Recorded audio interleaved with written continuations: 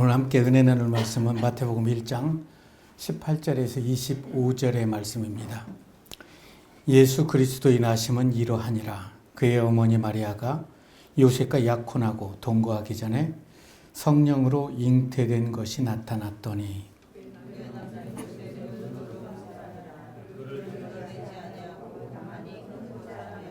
이 일을 생각할 때 주의 사자가 현몽하여 이르되 다윗의 자손 요셉아 내 아내 마리아 데려오기를 무서워하지 말라. 그에게 잉태된 자는 성령으로 된 것이라.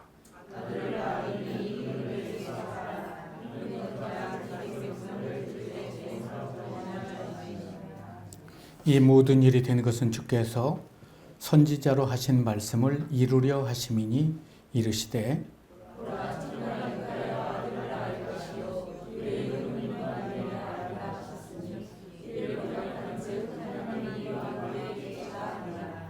요셉이 잠에서 깨어 일어나 주의 사자의 분부대로 행하여 그의 아내를 데려왔으나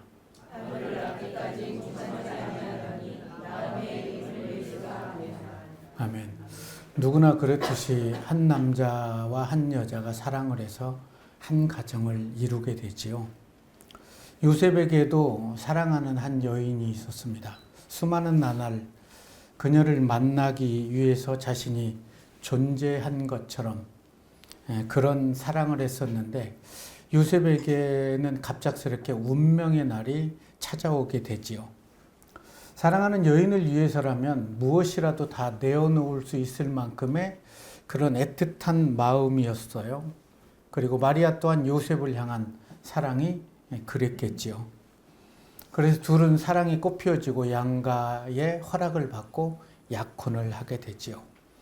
그런데 유대인의 약혼에 있어서는 법적인 부부가 성립이 되게 됩니다. 엄밀한 의미에서 유대인들은 예식을 두 번 치르게 되지요. 첫 번째 예식은 신부의 집에서 이루어지게 됩니다. 이때 준비한 포도주를 반잔씩 마시고 나머지 반잔을 서약서에 부음으로써 죽음의 문제가 아닌 경우에는 이 혼인 예식은 누구든지 깨지 못한다는 영원성을 담고 있습니다. 약혼 예식을 마친 후에 신부는 신부 집에 남게 되고 신랑은 이제 자기 집으로 돌아가기 전에 신부에게 이런 얘기를 합니다.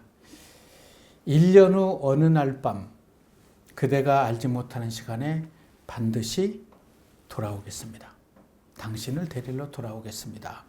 이런 말을 남기고 자기 집에 가서 아버지의 감독 아래 신부와 살 집을 짓게 되는 겁니다. 그리고 1년이 지나고 아버지가 이제 신부를 데려와도 되겠다 하면 밤에 소식도 없이 찾아가게 되는 거죠. 신부는 1년을 기다리면서 자신을 데리러 오는 신랑을 맞이하기 위해서 신부 수업을 하게 되는데 유대인들이 약혼을 하게 되면 두 가지의 조건이 있습니다. 첫 번째는 약혼한 이후에 1년 동안은 만날 수가 없는 거예요. 죽음의 문제가 있지 않는 한은 만날 수 없고, 두 번째는 육체적인 관계를 맺을 수 없어요. 그런데 오늘 본문을 살펴보면 이해할 수 없는 일들이 펼쳐지게 되죠. 예수 그리스도의 나심은 이러하니라. 그의 어머니 마리아가 요셉과 약혼하고 동거하기 전에 성령으로 잉태된 것이 나타났더니, 나타났다는 말은 밝혀졌다는 말입니다. 그래서 쉬운 성경은 두 사람이 결혼하기도 전에 성령에 의해서 마리아가 임신하게 된 사실이 밝혀졌습니다 라고 번역을 합니다.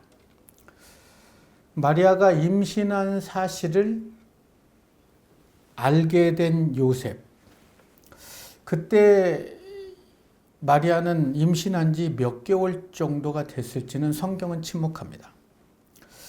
마리아는 요셉과 약혼한 후에 몇 개월 있다가 천사 가브리엘이 찾아와서 아이를 임신할 텐데 그 이름을 예수라라 이렇게 했는지 또 성경은 침묵합니다. 그런 말도 안 되는 소리에 나는 남자를 알지 못하는데 지금은 알아서도 안 되고 이런 상황인데 어찌 이런 일이 있을 수 있습니까? 라는 말에 천사는 지극히 높으신 이의 능력이 너를 덮으면 나실 바 거룩한 이는 하나님의 아들이라 일컬어지리라. 그 말에 바로 설득을 당했겠습니까?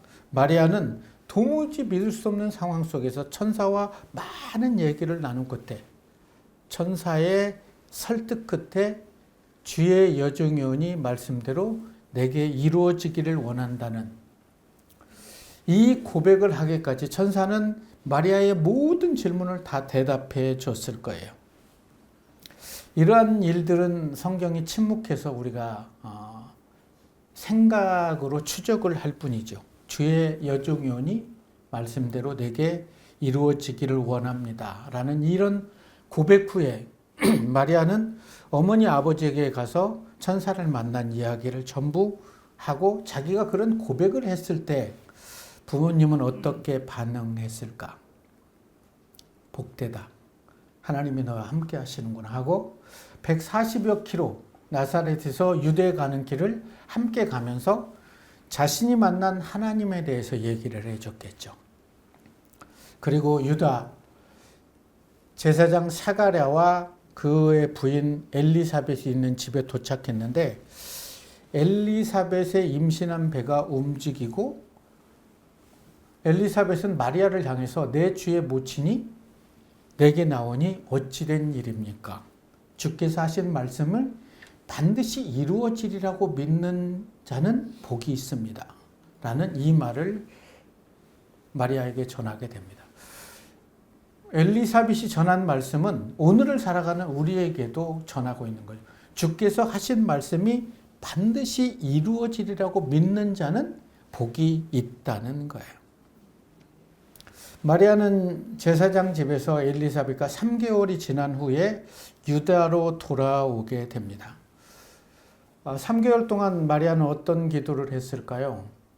이런 기도를 하지 않았을까요? 하나님, 저에게 보내주셨던 천사를 요셉에게도 보내주셔서 저를 설득하셨던 것처럼 동일하게 설득해 주십시오. 얼마나 그렇게 간절하게 기도했겠습니까? 그런 기도를 들어주셨을까요? 18절, 19절을 다시 쉬운 성경으로 읽어드리겠습니다. 예수 그리스도는 이렇게 태어나셨습니다. 예수님의 어머니인 마리아는 요셉과 약혼했는데 두 사람이 결혼도 하기 전에 성령에 의해서 마리아가 임신하게 된 사실이 밝혀졌습니다. 마리아의 남편 요셉은 의로운 사람이었습니다. 그는 마리아를 창피하게 만들고 싶지 않아서 조용히 파혼하려고 했습니다. 유대에 돌아온 마리아는 이 소식을 알려야만 했겠죠. 그러나 만나서는 안 되기 때문에 인편을 통해서 편지를 쓰지 않았겠습니까? 천사를 만난 얘기, 그리고 하나님의 아드님을 임신한 얘기. 그 모든 얘기를 쓰면서 이렇게 돼서 지금 임신 4개월째가 된다. 이렇게 편지를 써서 이렇게 보내지 않았을까요? 왜냐하면 아직은 배가 그렇게 불러오지 않고 또 동네 사람들에게도 알지는 못하지만 밝혀졌다는 말은 어떻게 보면 요셉에게만 알려드리라고 저는 생각합니다. 유대의 율법이 너무나 엄청나기 때문에. 그 편지를 읽어본 요셉의 마음은 어땠을까요? 아무리 생각하고 또 생각해도 이해할 수 없는 현실이 펼쳐지게 되는 거죠. 요셉은 입술에서 아무 소리도 낼 수도 없었고 또 부모님에게도 이런 말을 할 수도 없었고 조용히 아픔을 그냥 삼킬 수밖에 없었겠지요. 내가 사랑했던 여인에게 어떻게 이런 일이 있을 수 있을까? 그리고 하나님의 아들 성령이 잉태했다는 말을 도무지 이해할 수가 없어서 하나님께 얼마나 울부짖었겠어요. 그럼에도 그녀를 향한 사랑 때문에 그래도 이를 악물고 하나님의 이름을 불렀던 것 같아요. 어쩌면 마리아를 향한 이때의 요셉의 사랑은 전쟁 같은 사랑이 아니었을까? 방금 여러분이 들었던 임재범의 너를 위해 가사의 한 소절처럼 날 세상에 제대로 살게 해줄 유일한 사람이 너란 걸 알아. 나 후회 없이 살아가기에 너를 붙잡아야 하지만 내 거친 생각과 불안한 눈빛과 그걸 지켜봐야 되는 이런 상황, 그건 아마도 전쟁 같은 사랑. 이 사랑을 이어가기 위해서는 나는 위험하니까. 그런데 사랑하니까. 그래서 너에게서 떠나준다는 거죠. 조용히 파혼을 하고 너를 위해서 떠날 거야. 유대인의 결혼법에 의하면 결혼식 1년 전에 서로가 결혼을 정해놓으면 이미 남편으로 아내로 불려져서 모든 사람들에게 그렇게 인식이 됐어요. 약 1년 정도 뒤에 결혼식을 올리고 함께 결혼 생활을 하게 되어 있어요. 이렇게 혼인이 딱 정해지면 이제는 남편, 아내라는 칭호를 서로가 사용하게 되죠. 모든 사람 앞에서 또 그렇게 살아가게 되는 거죠.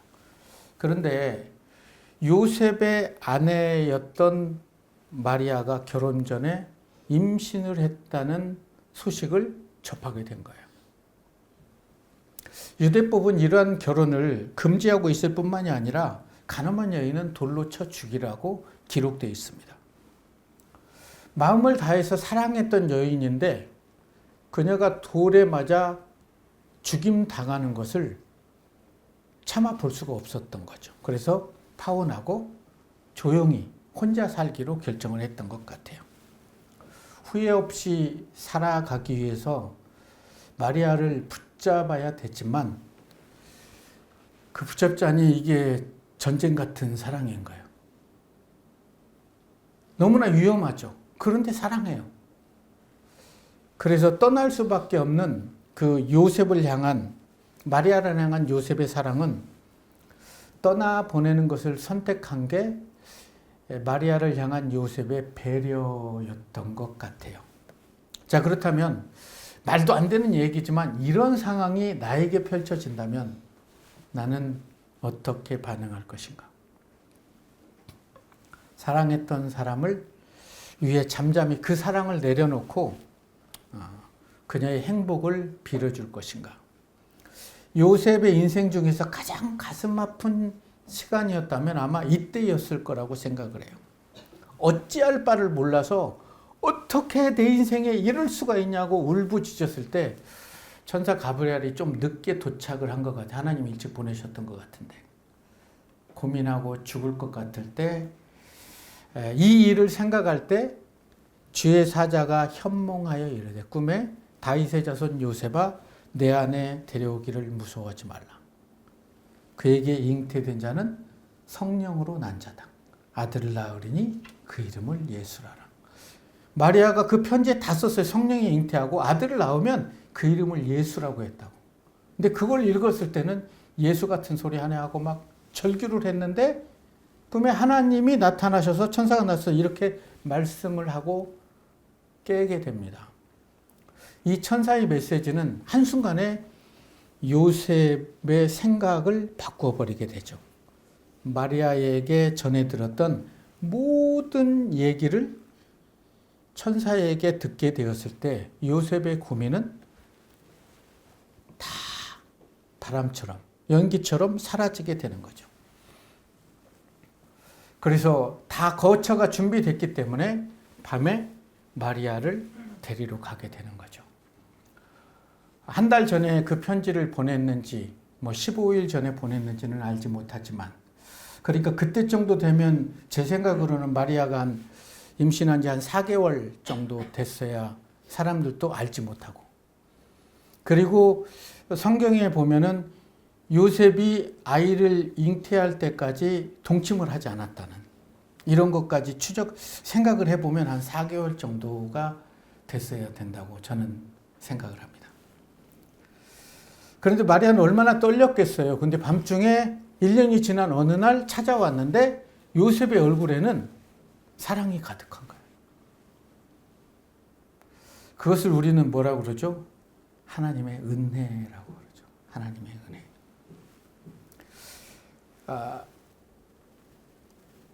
현몽하여 다윗의 자손 요셉아라는 하나님의 말씀을 듣고 이거 개꿈이다 하면 끝나는 거예요.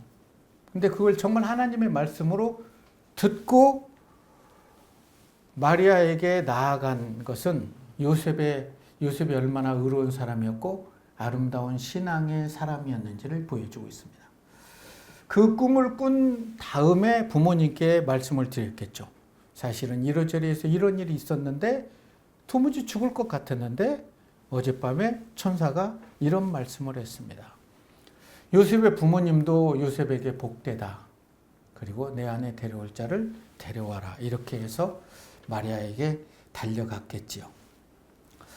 성령에 의해서 임신을 했던 마리아는 이제 유대 집으로 돌아와서 사람들에게 티가 나지 않게 하기 위해서 아마 집 밖에도 나가지 않았을 거예요.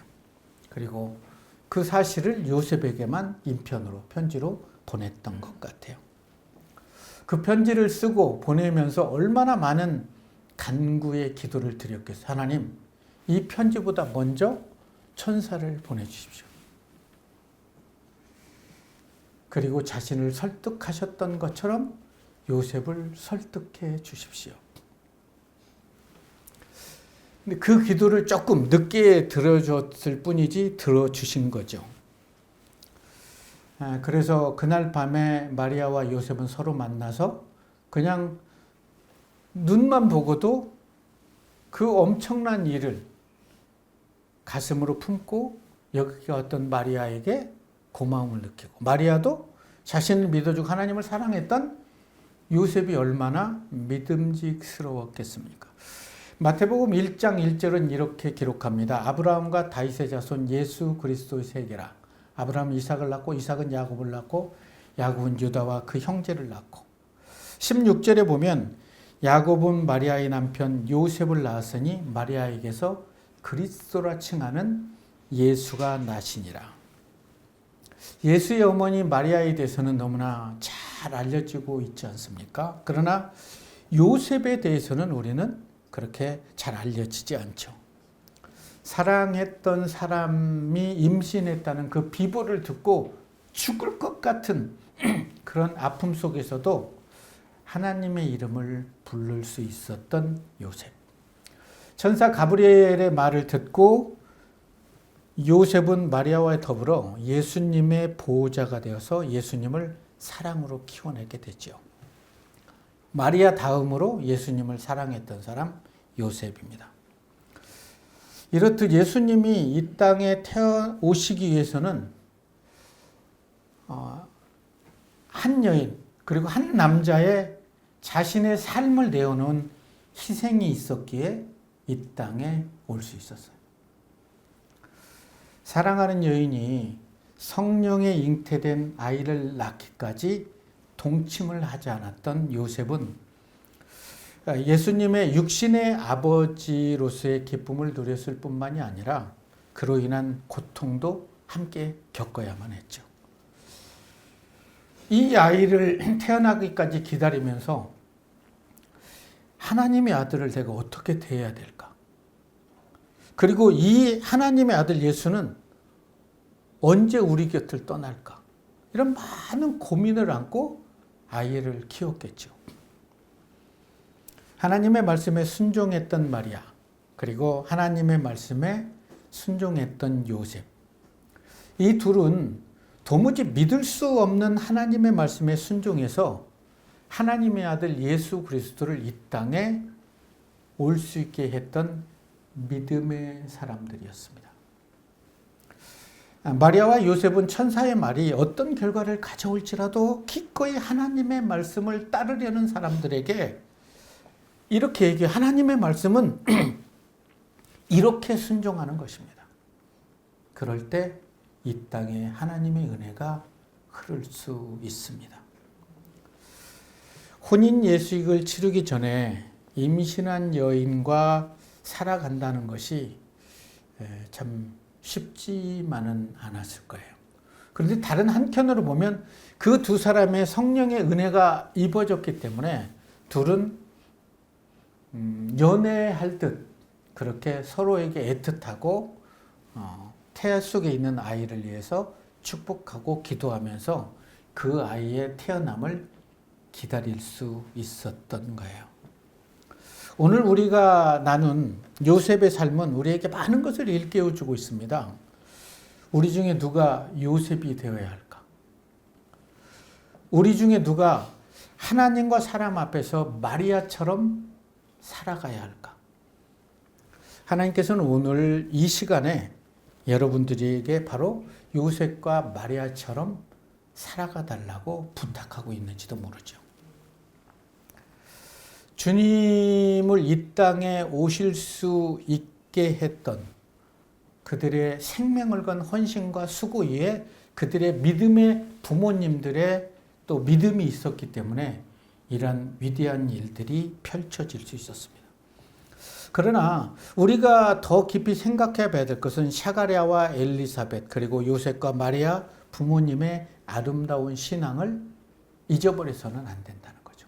지금의 나의 신앙은 내 부모의 아름다운 신앙이었기 때문이라는 거죠. 우리가 마리아와 요셉 그리고 그 부모의 헌신과 순종으로 인해서 이 땅에 예수 그리스도가 오셨던 것처럼 우리가 하나님의 말씀에 순종해서 세상의 발걸음을 내딛고 한 걸음씩 나아갈 때 하나님을 알지 못하는 영혼들이 주님께 돌아올 수 있음을 기억하시기 바랍니다. 복음이라는 두 글자 그리고 십자가라는 세 글자가 여러분들에게 주는 의미는 무엇입니까? 한 주간 우리는 참 많이 슬펐죠. 갑작스런 암투병에 살 수 없습니다. 병원에서는 어느 것도 할 수 없습니다라고 해서 5주 동안 많이 슬펐어요. 그래서 많은 눈물을 흘렸는데 다른 한편으로 또 생각해 본다면 예수 그리스도께서 나를 위해서 많은 매를 맞고 십자가에 어떤 병도 없이 그렇게 죽어버리셨던 그 십자가를 보면서 그렇게 울컥하고 그렇게 가슴 아파하고 그렇게 살아가고 있는지 가슴에 한번 노크해 보시기 바랍니다. 십자가는 우리를 위해서 이루어진 사건이 아니라 우리가 저지른 사건이기 때문이죠. 그래서 십자가는 단순히 하나님은 언제든지 용서하신다는 선언이 아닙니다.